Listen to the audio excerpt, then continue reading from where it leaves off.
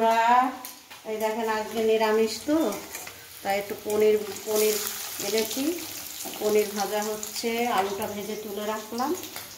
এখন পনিরটা তুলবো, ভাত হয়ে গেছে। এই দেখুন বন্ধুরা, ডাল সিদ্ধ করেছি, মানকচু দিয়ে ডাল করেছি, মুগ ডাল। আর কাঁঠালের আঁটি, কচু দিয়ে, ক্যাপসিকাম দিয়ে, টমেটো দিয়ে ডাল করেছি, মুগ ডাল সিদ্ধ। আর এখন এই যে পনির হচ্ছে, পনিরটা ভাজা হয়ে গেছে, তুলে নিচ্ছি। আলুটা ভেজে নিই, পটলটা একটু লাল লাল করে ভেজে নিলে। পনিরে আবার কটা পটল ছিল, পটল দিল। বৌমা বললো কটা পটল আছে, পটল পনির মধ্যে দিয়ে দাও। ঠিক আছে, আমি তো আলু দিয়ে বানাই, এমনি পনিরের রসা করি শুধু, এইসব দিয়ে গেল। তেলের ওপরে তেল দিয়েছি, এবার লঙ্কাটা দিলাম। লঙ্কাটা একটু নেড়ে নিই, সরে যাও, হাতেটাতে লেগে যাবে আমার। ওই জন্য একটুখানি জিরে দেবো, জিরে ঢাললাম, তেজপাতা দিয়েছি,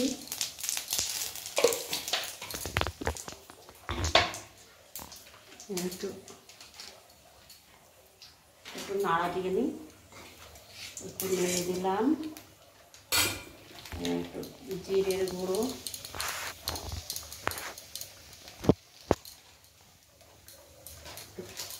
কাশ্মীর লঙ্কার গুঁড়ো,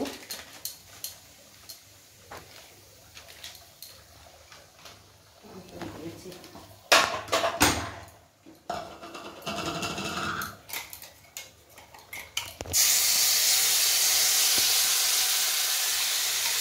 এটা লঙ্কার আদা পিসে দিলাম।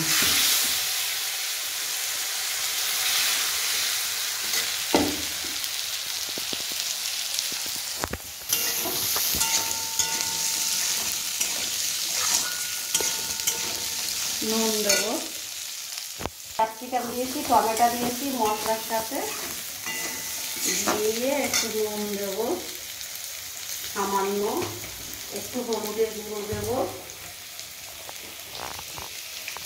একটু হলুদের গুঁড়ো দিলাম, একটু মিষ্টি দেবো সামান্য, একটু ভাজাতে মশলায় একটু মিষ্টি দিলে না তরকারিটা স্বাদ আসে, মিষ্টি ছাড়া দেওয়া যায় না। মশলাটা কষে যাচ্ছে, তেলটাও ছেড়ে গেছে।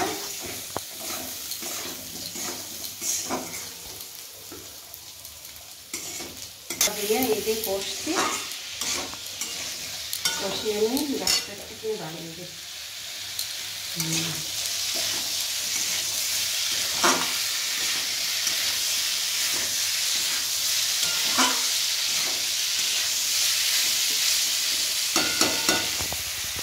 কষাটা একটু তেল করে একটু গরম জল দেবো, তরকারিতে তেল ছেড়ে গেছে, গরম জলটা দিলে তরকারিটা টেস্ট লাগে, আর সিদ্ধটাও হয়ে যাবে তাড়াতাড়ি বন্ধুরা। আর একটু গরম জল দিয়ে রেখে দিয়েছিলাম, মশলার মিক্সার ধোয়া জলটা একটু দিয়ে দিলাম। নামানোর আগে গরম মশলার ঘিটা দেবো, ব্যাস পনিরের তরকারি। পনির দিয়ে, আলু দিয়ে, পটল দিয়েছে, আবার ক্যাপসিকাম দিয়ে একটু রসা রসা হবে।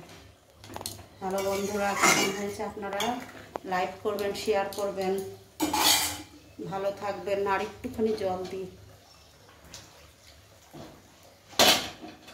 আর একটু লবণ দিতে হবে।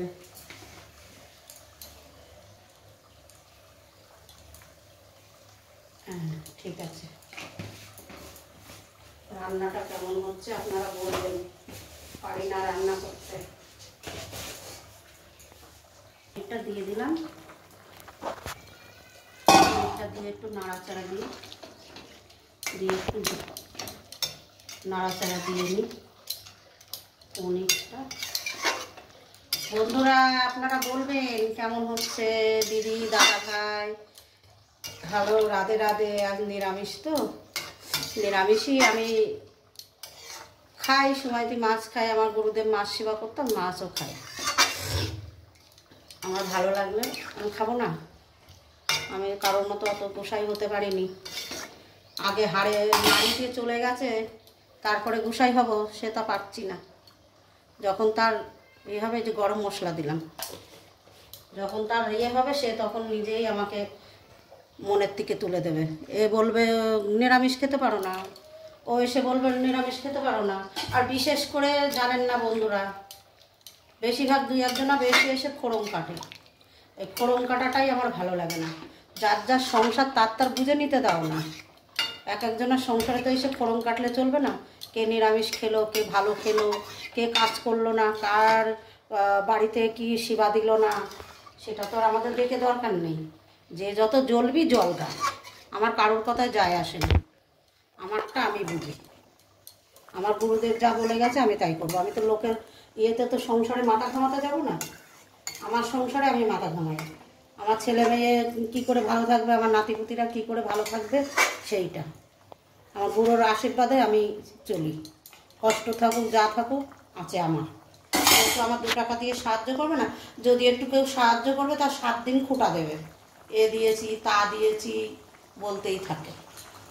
এই যে ঘিটি দেওয়া হয়ে গেছে, এবার নামাবো।